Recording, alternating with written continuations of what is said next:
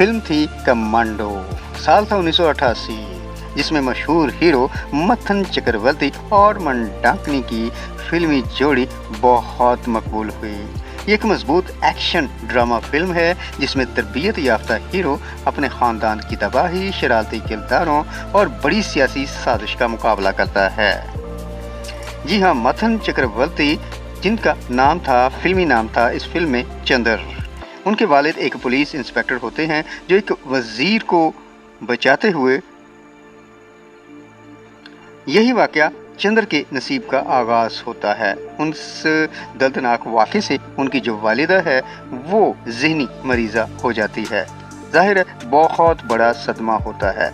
अब ये जो चीज़ है मथन चक्रवर्ती यानी चंदू को बहुत मजबूती दे देती है। वो ट्रेनिंग लेता है और अपने जज्बों को एक्शन में तब्दील कर देता है।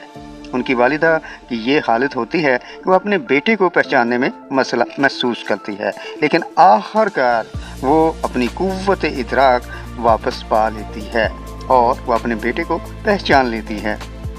मंडाकिनी ने किरदार अदा किया आशा मल्होत्रा, एक दिलकश किरदार जिसे चंदू बचाता है एक हमले से, और ये वाकया इनके दरमियान मोहब्बत को जन्म देता है। आशा के वालिद विलनों के साथ मुफाहमत में रहते हैं ताकि चंदू को एक धमाका हेज डिम्पारी लांच में फंसाया जा सके।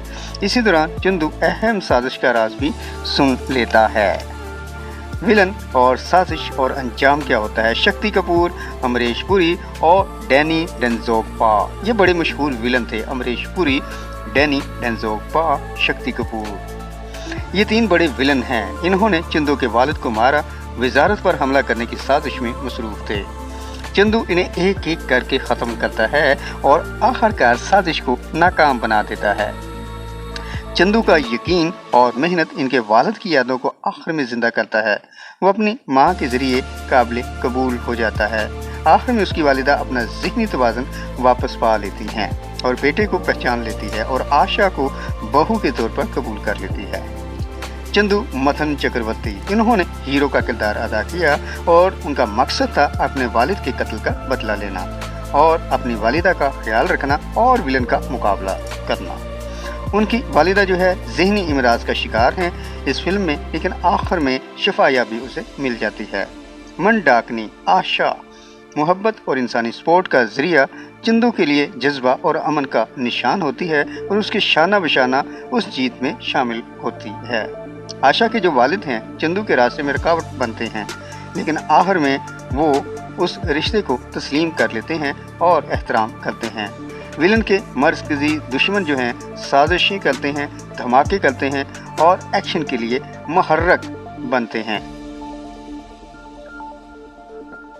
बप्पी लहरी इस ज़माने में डिस्को, इलेक्ट्रॉनिक बीट्स और तेज़ रफ्तार म्यूज़िक के बादशाह समझे जाते थे।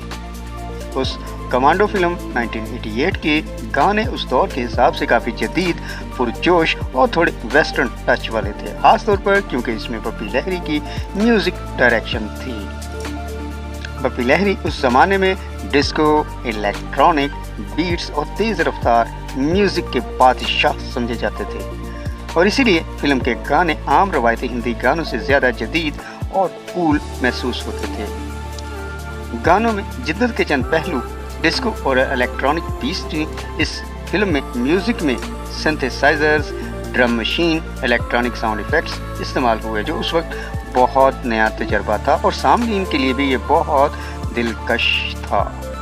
क्योंकि फिल्म एक्शन बेस्ड थी, गानों में बीट्स तेज़ और जोशीले थे ताकि स्क्रीन पर फाइट और स्टंट के साथ हम आहंग रहें। कुछ गानों में वायलिन और हारमोनियम के साथ गिटार और ड्रम्स का फ्यूजन शामिल किया गया जो उस वक्त हिंदी फिल्म म्यूज़िक में कम ही देखने को मिलता था। यही वजह है कि इन गानों ने बहुत ख़ास सामईन में शोहरत हासिल की और इसमें कुछ ऐसे अल्फाज थे कि गाने आसानी से याद रह जाने वाले बुक लाइंस रखते थे और रिपीट होते थे, सामईन के फ़ौरन ज़हन में बैठ जाते थे।